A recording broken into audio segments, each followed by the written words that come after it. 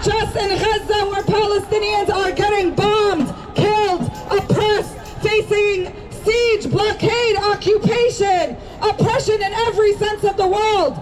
Palestinians in every single inch of Palestine, whether they are even citizens of the Zionist state, whether they live in the West Bank, whether they are in the South, Palestinians in every corner of Palestine are oppressed by Israeli settler colonization. And this is why we had to have this emergency protest today on top of the constant mobilizations we were having. Because 2 days ago, the genocidal Zionist entity murdered at least 6 Palestinians in an airstrike on Tulkarm. More are injured. And we know that many Palestinians die of their injuries because of Israeli refusal to allow them to have adequate medical care.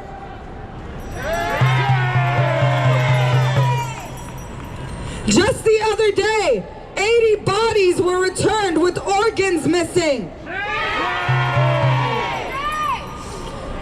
But after this airstrike in Tulkarm, after an hour-long raid, the head of the Tulkarm doctor syndicate said that one of the injured could have lived, but he was stabbed to death in an ambulance by an Israeli soldier. And that some of the other Palestinians that were killed, when they arrived to the hospital from the injuries that they received from the airstrike, they were executed on site by the Israeli occupation forces. As the U.S.-backed and funded military continues its attempt to commit a genocide and ethnically cleanse Gaza for over 85 days, its occupation forces are working violently to extend the annihilation campaign to all of Palestine. Since before October 7th, Israel has raided, bombed Palestinians and Palestinian refugee camps all across the West Bank, including Jenin and Nablus.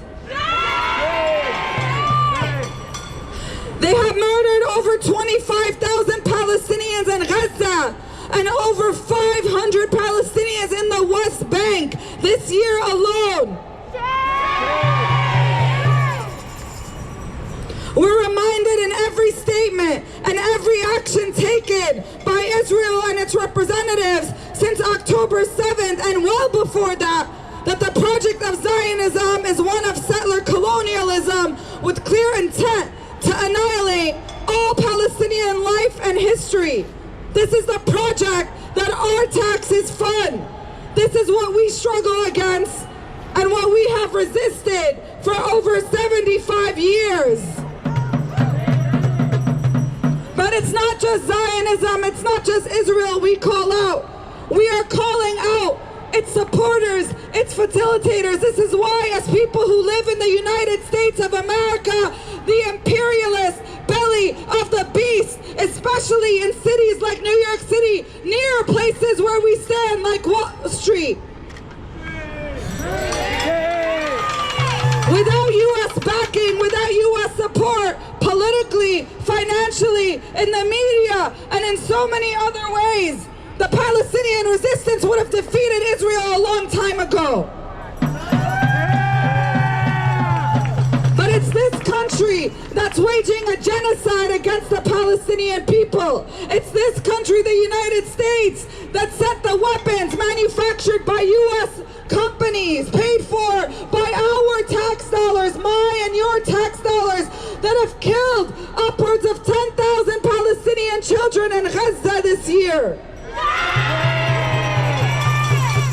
And it's the cooperation of every normalizing government. I'm not just against Israel and the United States for them killing my people. I'm against every so-called Arab and so-called Muslim country that is aiding and abetting this genocide. Every single entity that tries to normalize relations with Israel, that is having parties and celebrations relations with Zionists while Palestinian children get slaughtered. And that includes places like Egypt, places where the Rafah border stands, where Palestinians are not able to get through because Israel could not maintain the siege and blockade on the people of Gaza if it wasn't for the cooperation of the Egyptian government. But they do not represent us. They don't represent the Egyptian people. They don't represent the Muslims, the Arabs, the people of all oppressed nationalities, of all backgrounds, of all religions, of all races around the world who stand with the Palestinian liberation struggle. And so today, I want to introduce you all to an organization called Egyptian Diaspora Resists. And they are here to share a few words from the people who are actually resisting this genocide and how they are holding their government accountable in this moment, just like we should be holding our government accountable and all governments of the world accountable for this horrific genocide.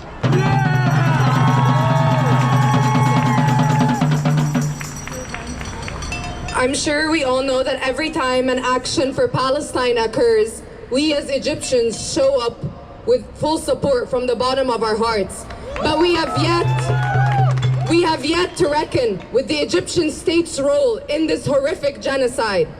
As more and more Egyptians have had to flee Sisi's military dictatorship since 2014, an increasing network of us in the diaspora have found it imperative to speak out not only about our government's tyrannical oppression of our people, but also about its disgraceful collaboration with the State of Israel in its normalization efforts and the siege of Gaza. As Egyptians in the diaspora, we have the relative privilege of using our voice, whereas millions of Egyptians in Egypt and the thousands languishing in prisons cannot. By standing here today, we are lending our voices to those who are not able to express their unwavering support for Palestinian liberation.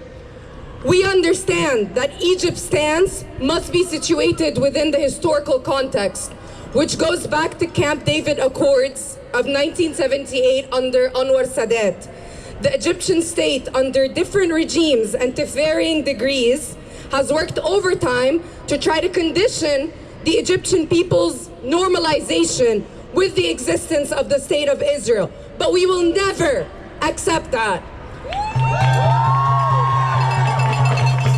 We have not forgotten that Israel has perpetrated many assaults on Egypt. We remember the 1967 war. We know our histories. We know how Israel massacred dozens of Egyptians, prisoners of war in the infamous Ras Sidr massacre in June of '67.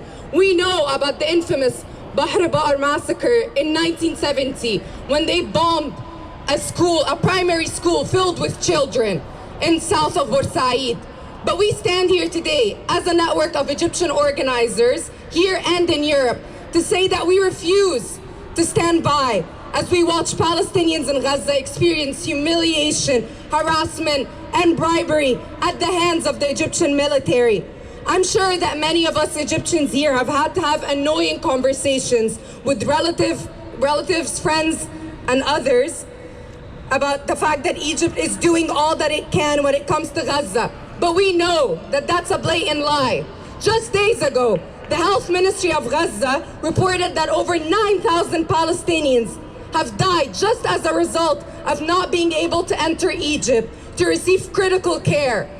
That is a shame. The Egyptian government is a target. Now more than ever, the response of the Egyptian government to the latest Israeli demand of letting up control of the Egyptian side of the Rafah border with Gaza is critical for various reasons. This is not to say that Egypt is a world power or in a position similar to Western governments who are actively committing the genocide.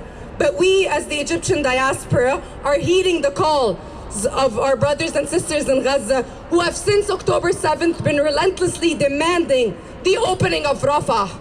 As Israel maintains a full blockade of the air, sea, and land of Gaza, Rafah is the only lifeline available to Palestinians in Gaza. We should all be asking ourselves, if the Egyptian government is doing all that it can, then why are thousands of Palestinians with dual citizenship with Egypt being denied entry into Egypt? Why are Palestinians suffering from critical wounds being denied entry? Why are Palestinians being asked to pay sums of $5,000 per individuals just to be allowed entry into Egypt? And the last point that must be made is that this cannot be conflated with an ask to mass displace Palestinians into Sinai. The Palestinians in Gaza want to return to their cherished homeland, and they will return. If we do not let them in, then we are sentencing them to their deaths. We know resistance, and supporting resistance is an act of love. We know we can stop the Zionist regime in its tracks, and we will. And we know revolution will find us again in Egypt, along with a free Palestine. But we must fight to make it happen by throwing a cog in every wheel of the machine, and we will. So yeah, just repeat after me. Say it loud, say it clear. We don't want no blockade here. Say it loud, say it clear. We don't want no blockade here. Say it loud, say it clear. We don't want no blockade here. Say it loud, say it clear. We don't want no blockade here. As y'all can see, just like the U.S. government does not represent the people living in this country who've been rising up and having protests for Palestine time and time and time again all over this country. The Egyptian government does not represent the Egyptian people who stand